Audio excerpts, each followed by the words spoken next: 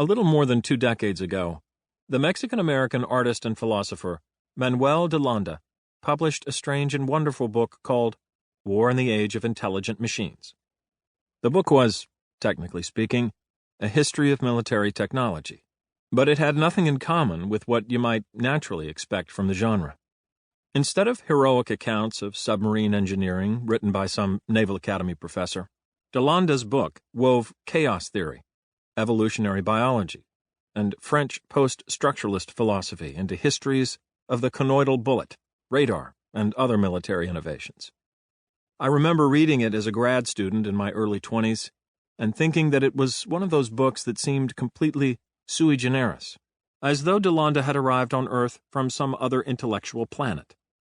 It seemed mesmerizing and deeply confusing at the same time. De Landa began the book with a brilliant interpretive twist. Imagine, he suggested, a work of history written sometime in the future by some form of artificial intelligence, mapping out the history of the preceding millennium. We could imagine, de Landa argued, that such a robot historian would write a different kind of history than would its human counterpart.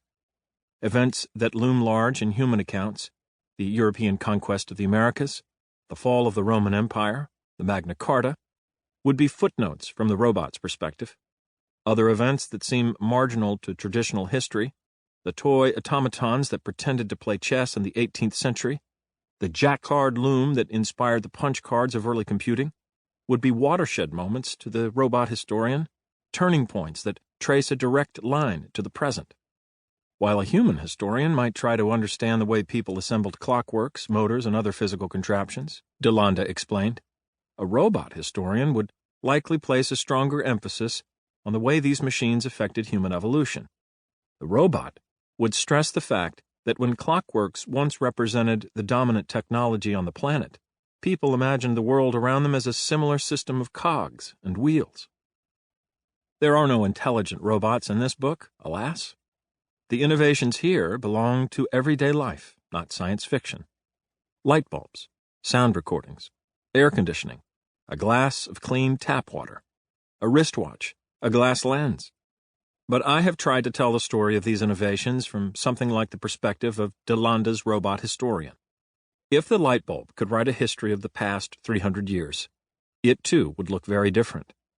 We would see how much of our past was bound up in the pursuit of artificial light, how much ingenuity and struggle went into the battle against darkness, and how the inventions we came up with triggered changes that, at first glance, would seem to have nothing to do with light bulbs.